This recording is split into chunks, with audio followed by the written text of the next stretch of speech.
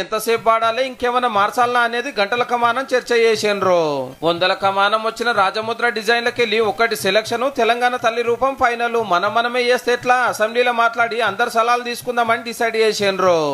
ఇప్పుడు జై జై హే తెలంగాణ రాష్ట్ర గీతం ఒక్కటే ఓకే అయ్యింది. కానీ అప్పట్లో ఎట్లుండే, మీటింగులు లేవు, చర్చలు లేవు. కేసీఆర్ సార్ చెప్పిందే ఫైనల్, చేసిందే తీర్పు.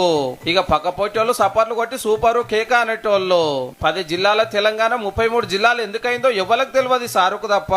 ఎన్ని జిల్లాలు ఉండాలి, ఏది జిల్లా కావాలి, ఎక్కడక్కరున్నదని ఎవరిని అడగలేదు, సలహాలు తీసుకోలేదు. ఉద్యమంలో ఏపీని జడిపేసి టీజీ అని గొప్పగా రాసుకుంటే రాష్ట్రం వచ్చినాక టీఎస్ అని ఎందుకు పెట్టిండ్రో ఎవరికి తెలియదు. టీఆర్ఎస్ అధ్యక్షుల వారికి మాత్రమే ఎరుక.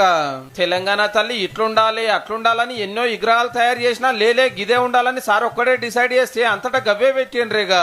బంద వస్తున్న పాత సచివాలయాన్ని ఊలగొట్టి కొత్తది కట్టవలసిన అక్కర్యమున్నదో ఎరక చేస్తానికి కమిటీ లేదు, ఎవరు సలహాలు తీసుకోలేదు.